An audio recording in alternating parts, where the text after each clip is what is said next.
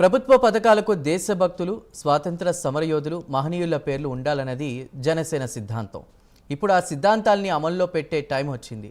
అందులో భాగంగానే కొన్ని ప్రభుత్వ పథకాల పేర్ల మార్పులో పవన్ ముద్ర స్పష్టంగా కనిపిస్తోంది. తాజాగా ఏపీలో మధ్యాహ్న భోజన పథకానికి డొక్కా సీతమ్మ పేరు, విద్యార్థులకు అందించే విద్యా కానుకకు డాక్టర్ సర్వేపల్లి రాధాకృష్ణన్ పేరు, విద్యార్థులకు ఇచ్చే ప్రతిభా పురస్కారాలకు డాక్టర్ అబ్దుల్ కలాం పేరు పెడుతూ ప్రభుత్వం నిర్ణయం తీసుకుంది. దీంతో జనసేన సిద్ధాంతాలు నెరవేరుతున్నాయని జన సైనికులు ఆనందం వ్యక్తం చేస్తున్నారు.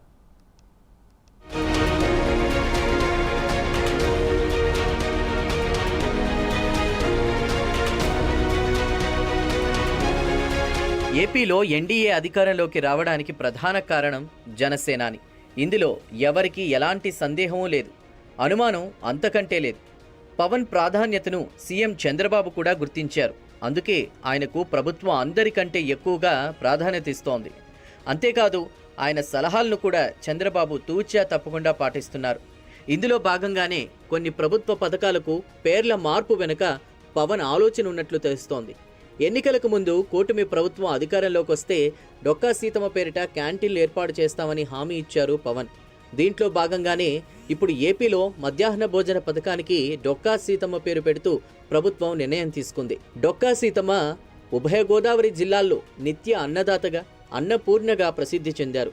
గోదావరి ప్రాంతాల్లో ఆకలితో ఉన్న వారికి అన్నం పెట్టిన అన్నపూర్ణగా గుర్తింపు తెచ్చుకున్నారు. ఇక గోదావరి జిల్లాల్లో లంక గ్రామాలకు తరచూ వరదపోటు ఉంటుంది. ఆ సమయంలో వందలాది మంది నిరాశ్రయులవుతారు. అటువంటి వారందరినీ ఆదుకొని వసతి, భోజన సదుపాయాలను కల్పించిన మహనీయురాలు డొక్కా సీతమ్మ. ఆమె చరిత్రను తెలుసుకున్న పవన్ చలించిపోయారు.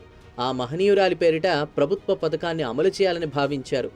వాస్తవానికి ఈ మధ్యాహ్న భోజన పథకం అనేది కేంద్ర ప్రభుత్వ సంయుక్త సహకారంతో అమలు చేస్తున్నారు. రాష్ట్ర ప్రభుత్వ వాటాగా కొంత మొత్తాన్ని భరిస్తున్నారు. అయితే ప్రభుత్వం మారిన క్రమంలో పథకం పేరు మారుతూ వస్తోంది. వైసీపీ ప్రభుత్వం జగనన్న గోరుముద్ద పేరిట ఈ పథకాన్ని అమలు చేసింది. ఇప్పుడు అదే పథకం డొక్కా సీతమ్మ మధ్యాహ్న భోజన పథకంగా మారనుంది. మొత్తానికైతే పవన్ ప్రతిపాదనను గౌరవిస్తూ కూటమి ప్రభుత్వం ఈ కీలక నిర్ణయం తీసుకుంది.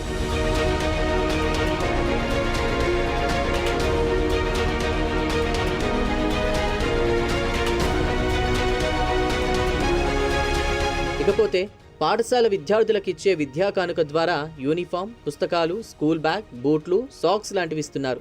ఈ పథకాన్ని డాక్టర్ సర్వేపల్లి రాధాకృష్ణన్ పేరుతో అమలు చేయనున్నట్లు కూటమి సర్కార్ ప్రకటించింది. ఉపాధ్యాయ వృత్తికి వన్నె తెచ్చి ఆంధ్ర విశ్వవిద్యాలయానికి వైస్ ఛాన్సలర్గా, భారత తొలి ఉపరాష్ట్రపతిగా, 2వ రాష్ట్రపతిగా బాధ్యతలు నిర్వర్తించిన సర్వేపల్లి రాధాకృష్ణన్ జీవితం రేపటి పౌరులకు మార్గనిర్దేశనం చేస్తుందన్నారు జనసేనాని. మరోవైపు మిసైల్ మ్యాన్గా డాక్టర్ అబ్దుల్ కలాం పేరుతో విద్యార్థులకు ప్రతిభా పురస్కారాలు అందించడం ద్వారా యువతలో నూతనోత్తేజాన్ని కలిగిస్తుందని డిప్యూటీ సీఎం పవన్ కళ్యాణ్ అన్నారు. పేద కుటుంబంలో పుట్టిన కలాం ఎన్నో ఆటుపోట్ల నడుమ విద్యాభ్యాసం సాగించి శాస్త్రవేత్తగా ఎన్నో విజయాలు అందుకున్నారు. రాష్ట్రపతిగా ఆదర్శవంతంగా బాధ్యతలు నిర్వర్తించారని గుర్తు చేశారు. కలాం జీవన ప్రస్థానం నవతరంలో స్ఫూర్తిని కలిగిస్తుందన్నారు. మహనీయుల పేర్లతో పథకాలు అమలు చేయడం ద్వారా వారి సేవలను ప్రతి ఒక్కరూ స్మరించుకుంటారన్నారు. ఆ మహనీయుల దివ్యాశీస్సులు సీఎం చంద్రబాబు నాయకత్వంలోని ఎన్డీఏ ప్రభుత్వానికి ఎళ్లవేళలా ఉంటాయని ఆకాంక్షించారు. మొత్తానికైతే ప్రభుత్వంపై పవన్ తనదైన ముద్ర వేస్తున్నారని ఈ పేర్ల మార్పు ద్వారా స్పష్టమవుతోంది. దీంతో పాటు భవిష్యత్తులో మరిన్ని జనసేన సిద్ధాంతాలను ప్రభుత్వం ద్వారా ప్రజల్లోకి బలంగా తీసుకెళ్లాలని జనసేనాని భావిస్తున్నట్లు తెలుస్తోంది.